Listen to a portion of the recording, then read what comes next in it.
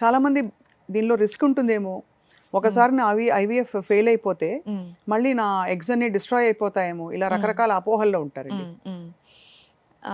అంటే IVF side effects అంటున్నారు. Side effects.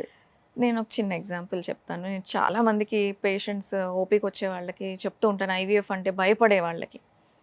ఇప్పుడు ఎగ్ ఫ్రీజింగ్ చేస్తున్నాం. ఎగ్ ఫ్రీజింగ్ మనం కామన్గా వినేది ఏజ్ ఎఫెక్ట్ పడకుండా మన రీప్రొడక్టివ్ పొటెన్షియల్ మీద చేసుకోవడం అనేది. కానీ ఇంకొక సైడ్ ఉంది ఎగ్ ఫ్రీజింగ్కి. క్యాన్సర్స్తో బాధపడుతున్న వాళ్ళు వాళ్ళ రీప్రొడక్టివ్ పొటెన్షియల్ని కాపాడుకోవడానికి కూడా ఎగ్ ఫ్రీజింగ్ చేస్తాము. రైట్. సో చిన్న ఏజ్లో ఆడపిల్లలు ఉంటారు కొంతమంది, 12-13 ఇయర్స్ పిల్లలు. వాళ్ళకి మెచ్యూర్ అయిన తర్వాత ఏదో ఒక క్యాన్సర్ డిటెక్ట్ అవుతుంది చిన్నపిల్లలు.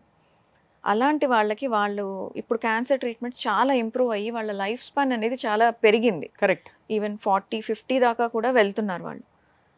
వాళ్ళకి ఆ టైంలో కరెక్ట్ డెసిషన్ తీసుకోకపోతే వాళ్ళు మ్యారేజ్ అనేది ఒకటి, తర్వాత పిల్లల్ని కనడం అనేది ఒకటి క్వశ్చనబుల్ అయిపోయింది.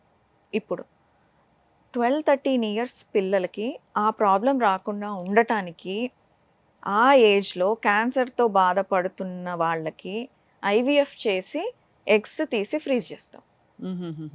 అంటే ఒక క్యాన్సర్తో బాధపడుతున్న చిన్న పిల్లకి కూడా మనం ఎగ్స్ తీసి ఫ్రీజ్ చేసి వాళ్ళ రీప్రొడక్టివ్ పొటెన్షియల్ సేవ్ చేయొచ్చు అంటే అటువంటి మేజర్ హెల్త్ ఇష్యూ లేని వాళ్ళకి ఎందుకు సేఫ్ కాదు?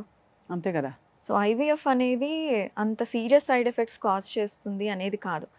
అంటే చాలామందికి ఐవీఎఫ్తో సైడ్ ఎఫెక్ట్స్ వస్తాయి అనేది అపోహ ఎందుకు పడిపోయింది అని అంటే, చాలా మటుకు ఐవీఎఫ్ చేసుకునే టైంలో too much of bed rest తీసుకుంటారు. అవసరమే లేదు, అసలు బెడ్ రెస్ట్ అనేది అవసరం లేదు. హాయిగా యాక్టివ్గా ఉండొచ్చు, హ్యాపీగా ఆఫీసులకి వెళ్తూ రెగ్యులర్గా వర్క్ చేసుకుంటూ ఐవీఎఫ్ చేయించుకోవచ్చు. 78 అనుకుంటా ఫస్ట్ ఐవీఎఫ్ బేబీ. అప్పుడు టెక్నాలజీ లేదు, అప్పుడు సక్సెస్ 1%. అంటే 100 మందికి చేస్తే ఒకళ్ళు కన్సీవ్ అయ్యింది. కానీ ఇప్పుడు ఇంత రీసెర్చ్ వచ్చింది, ఇంత 1979 నుంచి ఇప్పుడు 2025 అంటే ఆల్మోస్ట్ 50 ఇయర్స్.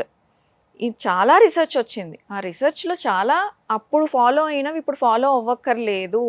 ఐవీఎఫ్ అనేది ఒక మేజర్ ట్రీట్మెంట్ కాదు, రెగ్యులర్గా మీరు రెగ్యులర్ వర్క్ చేసుకుంటూ కూడా ఐవీఎఫ్ అండర్గో అవ్వచ్చు అని బోలెడంత రీసెర్చ్ వచ్చింది. కానీ మన వాళ్ళకి అదే మైండ్లో ఫిక్స్ అయిపోయారు.